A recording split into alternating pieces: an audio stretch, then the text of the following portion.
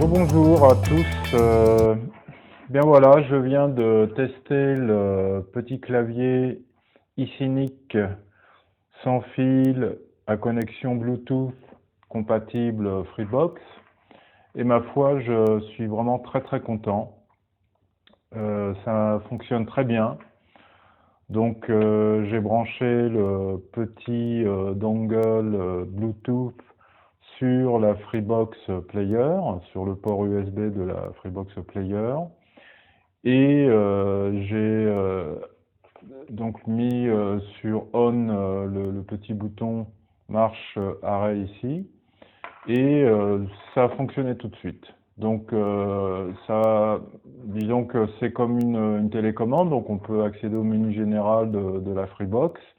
Et ensuite, si on veut se servir du navigateur, eh bien ma foi, c'est très pratique. J'ai immédiatement pris en main les différentes commandes, comme par exemple ici vous avez une petite icône qui indique que c'est le menu. Donc quand on clique ici, le menu du navigateur s'affiche, ce qui permet donc d'accéder aux favoris, etc.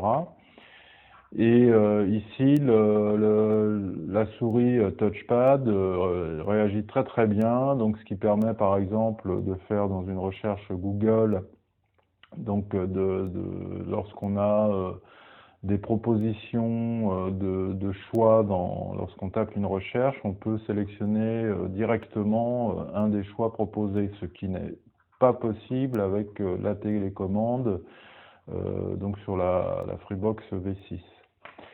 Le clavier est vraiment très pratique.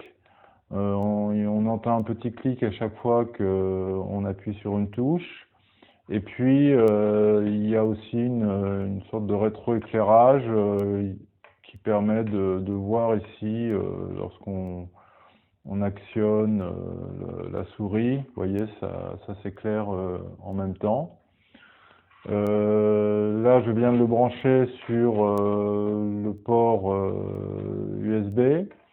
Donc, vraisemblablement, ça recharge le clavier, mais ce qui peut être intéressant, c'est aussi si le clavier est déchargé, on peut l'utiliser, j'imagine, en le branchant directement sur un adaptateur USB.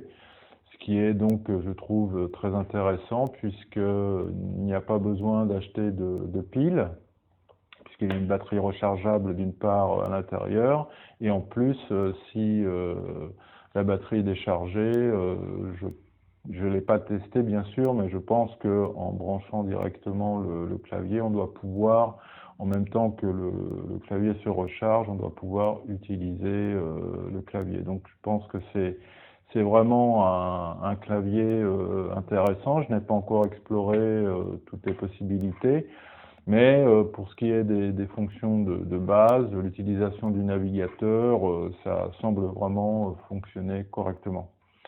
Voilà, donc c'était une petite présentation après utilisation et un petit test de ce clavier. Merci de m'avoir écouté et à bientôt. Au revoir.